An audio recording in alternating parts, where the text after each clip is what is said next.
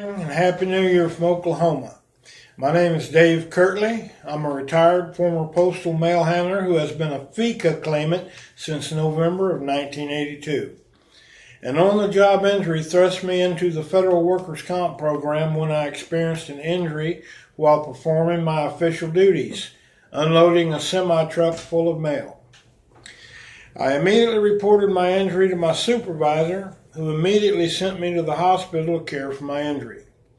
I didn't realize that I experienced personally one of the most common types of injuries experienced at the post office. It was called a traumatic injury, and the Postal Service actually filed the injury report, and I had little input. I soon learned that the Department of Labor had a complete agency designed to deal with legitimate federal workplace injuries. Very soon I learned that the agency was called the OWCP, which means the Office of Workers' Compensation Programs, that my claim was called a CA1. CA1 is a claim which is filed for a single event. In my case, I simply broke the great toe on the right foot, first bone I ever broke. I went to the hospital and was released to work when I could walk again. And by that time, the Postal Service's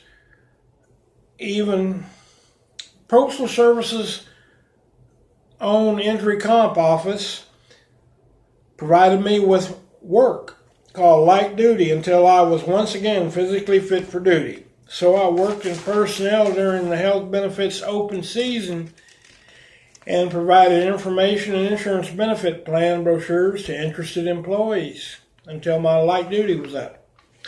I did this job for 30 days, which has sufficiently provided me with enough time to recover and return to my full duty at my regular position. No sweat. The Postal Service handled everything, and my claim was immediately accepted. Well, I was back to work all healed up, except the toe injury left me with a permanent limp, which I accepted as just the way things go when you break a toe. I was relieved that the injury was no more trouble than it appeared to be, but 14 years later I learned about how seemingly little injuries can evolve over time and become much worse injuries. I quickly began to search the internet and found some talk groups which discussed federal employees with problems I now faced. Thinking I knew enough, I read up on the Department of Labor website, which directed me to the OWCP, and discovered that if I were to file a legitimate claim and get it accepted, that the Postal Service was legally obligated to keep me gainfully employed in some capacity, and I would be able to continue my role as husband, father, and breadwinner for my family. I quickly learned that the Postal Service used many people who had injuries on the job, like myself, who got on the workers' comp as a job they could physically do.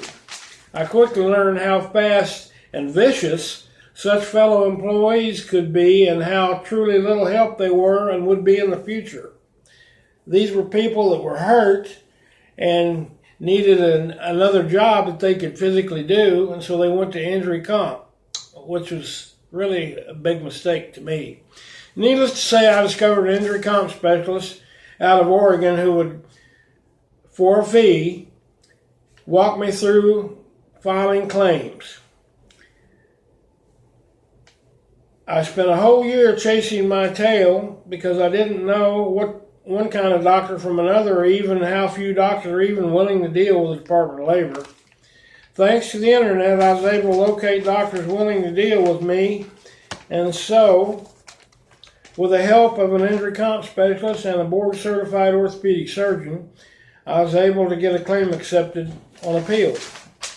I didn't realize just how much the post office hates dealing with injuries commonly referred to by employees. I learned, but I had to develop a taste for humble pie and how to work with people who were formerly mistook to be my friends. I will always consistently say that filing a workers' comp claim is necessary. And to me, they're never easy. I was fortunate enough to live in a city of over 500,000 people with at least 6 or so hospitals and all the board-certified specialists I would ever need, or at the very least, so I thought.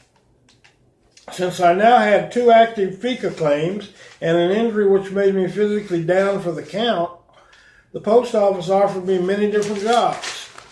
While I always accepted up until the jobs themselves created an additional legitimate FECA entitled injury.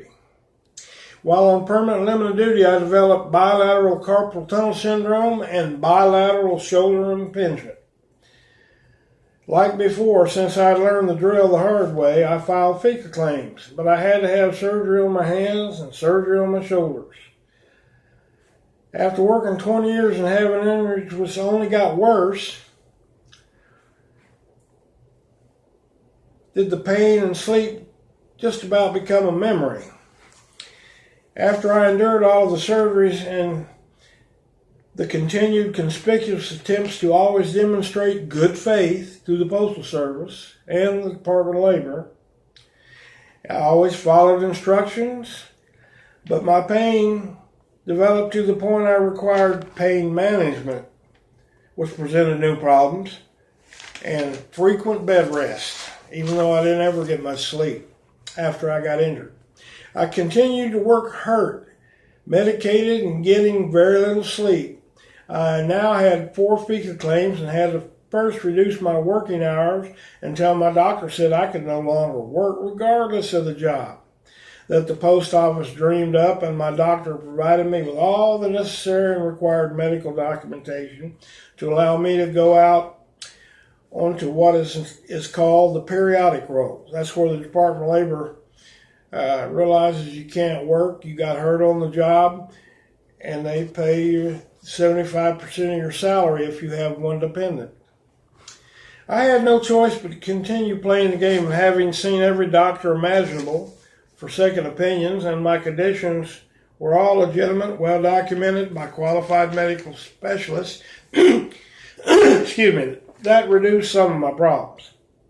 The post office officially separated me several years ago, so I am still unemployable for any job, and I'm still on periodic rolls. I'm what they call separated and retired. I never worried about the rumors relating to the endless attempts to turn my legitimate injuries into some form of fraud. During orientation, the post office explained more about workers' comp fraud than the need to file a workers' comp claim if you're legitimately injured.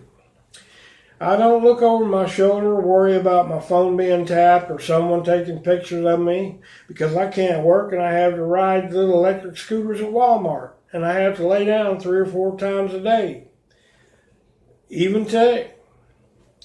And so that never bothered me. I figured that anybody that could bust me for fraud would win the lottery 3 times in a row first. I can't do anything physically by myself, which would amount to anything anyone could afford to pay me for doing. I never went to work for the post office with anything other than honorable intentions. I just wanted to give them justified reasons to pay me the money they did without any squabbles. I had over 55 employee suggestions adopted, which clearly demonstrated that I wasn't a typical clock-watching, butt-kissing, afraid of everything phony employee who listened to BS from other employees.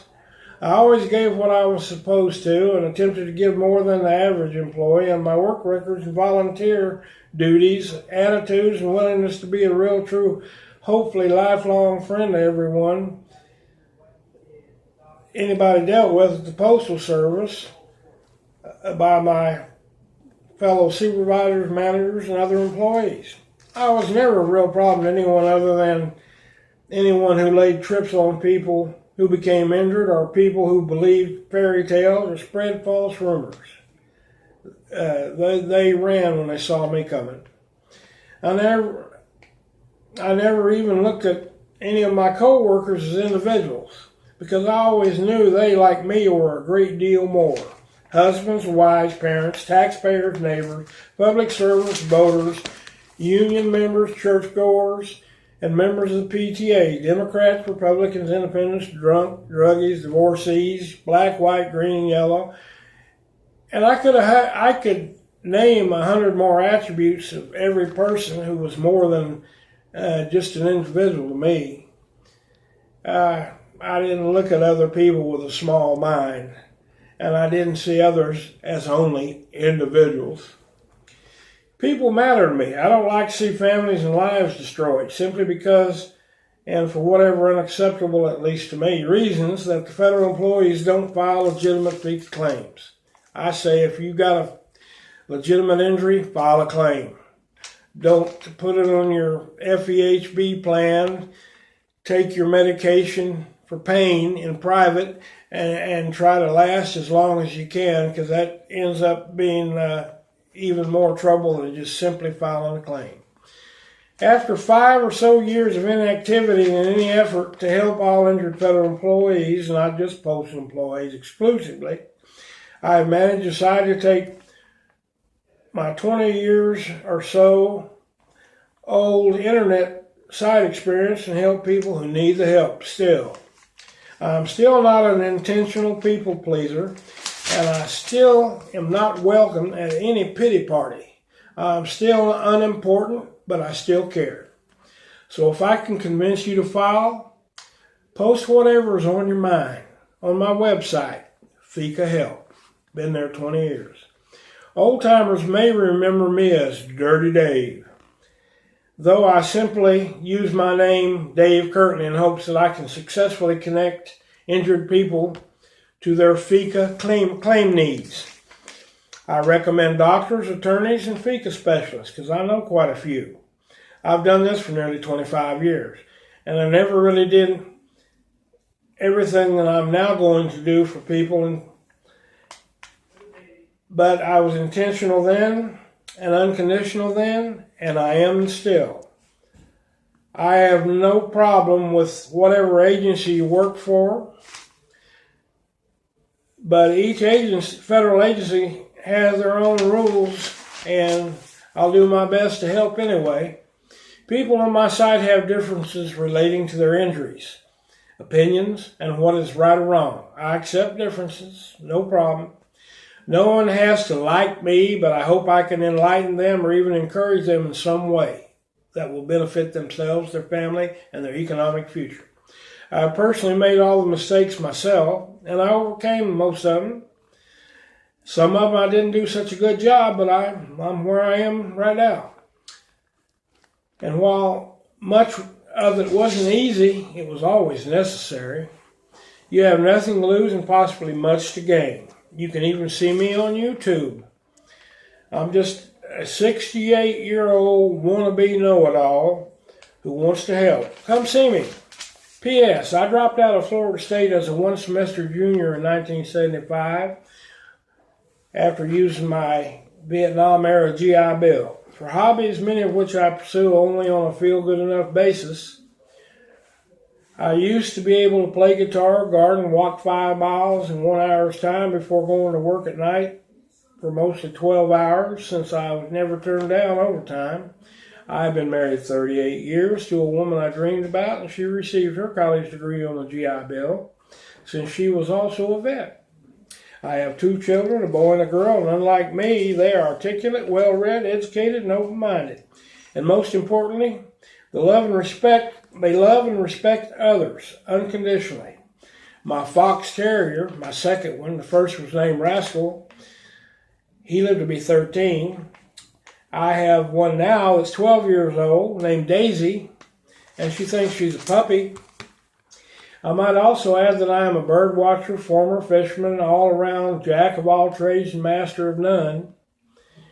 I'm a wannabe knife maker. I make wood carving knives, and I do a little wood carving there again when I feel like it, or can do it. I've got bad hands and shoulders that go to sleep on me when they want to. I like to read, draw, write, and mostly listen. Before I started, the only career job I ever had, the post office, I had worked over 60 different kinds of jobs, seeking only variety and experience. They weren't careers, and I knew they weren't careers. Besides having roughnecked offshore in Louisiana and in the deep Anadarko Basin in Oklahoma, I've enjoyed being an over-the-road tractor-trailer driver, Montana gold miner, short-order cook, liquor store clerk, until I got pistol whipped and robbed. Taxi driving was actually the most enjoyable I ever experienced. The 6 months I drove in Oklahoma City helped me to take the NBA Knicks championship NBA player Willis Reed from the airport to the O'Donohue Orthopedic Clinic in Oklahoma City to have his knees repaired. He returned to the Big Apple and became the MVP of the, I believe, 1972 New York Knicks NBA champions, and he was the MVP. I also picked up Lassie number 7, a neutered male, as they all were, and its owner-trainer, Rudd Weatherwax. I even told the old boy I knew his name, and he asked me how I knew his name, and I told him I ate a lot of Campbell's soup when I was a kid.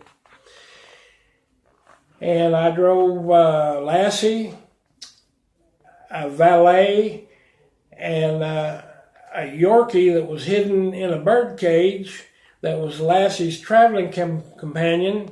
I took him to a ballpark so Lassie and the little puppy, little Yorkie, could potty. I believe the highlight of my brief taxi experience is when I drove Bo Diddley to the airport. From the airport to the Holiday Inn next to the Civic Center, where he was doing a rock and roll revival concert that night. Bo invited me to be his guest that night, and I asked, could I also bring my little brother? This was after I went to the liquor store and bought him a pint of Bacardi and the group Coasters in the next room, fifth of Jack Daniel's Black Label. He said, of course. That night, my brother and I got to sit behind the curtains between Bo Diddley and Chuck Berry during the concert. That was neat because I'd seen Bo Diddley the previous summer in Frankfurt, Germany, where I got out of the Army in Germany. I took my discharge in Europe. Good or bad or whatever, I've got a lot of miles, and I'm the son of a PhD geologist who has marine specimens he named taxonomically and discovered on display at the Smithsonian Institution. I went to 8 public schools in 3 different states and have personally been to at least 40 of the 50 states. I hope to be able to look back someday and be able to say honestly that I made someone laugh, smile, or protect themselves and family by filing a legitimate FECA claim. And I hope that person is you. Stay tuned and help me reach people who need help. P.S. My grandmother, put aviation pioneer Wally Post in an Oklahoma prison for robbing her and her brother in around 1922 in Ninnekah, Oklahoma. And the first Kirtley I'm familiar with in my line landed from Wales in Virginia to Virginia. His name was Sir Francis Kirtley, whatever that means. In around 1722, he hired a young surveyor named George Washington to survey his land so he could get a legal on his holdings. And that was around Culpeper County, Virginia. And now I have a few more authentic, provable, documented, and possibly forgotten stories to tell. And I'll only tell you if you get on my website and ask me. But I really wish to help you with your FECA problems. And maybe we can even become friends. And you won't get down on me because I don't care if you like me or not. I'm not trying to win your friendship. I'm trying to help you and your family and your economic future. Because filing a FECA claim is the real deal, folks. And I've heard too many horror stories about people who wish they had and the troubles they've experienced in their life. I know of people who didn't file claims who were virtually homeless and hurting and suffering and don't have the money to go to the doctor. They're strapped. I don't want to hear those stories. I want to change them. All the rumors about how terrible it is to file a claim is nothing compared to how terrible it is if you don't. And I don't like people hiding their injuries and accepting a management job because they can't pass a fitness for duty physical to do anything. And if I had my way, the unions would, all the federal unions would require that any of their less than management employees have to pass fitness for duty physicals just to be considered for management jobs. I don't like people having to go eat all the crap they have to eat to take a light duty job while somebody who's hurt can get a management job after spending 25 years saying they'd never go into management. So anyway, I want everybody to have a happy new year. And I'm going to go take a nap because, like I say, I don't sleep very well. But when I feel sleepy, I got to give it a shot. Y'all come see me on YouTube, and thank you very much. And I hope you're able to hear all this noise I just laid on you without falling asleep. But if it helps you get sleep, play it all the time. Happy New Year. Bye-bye.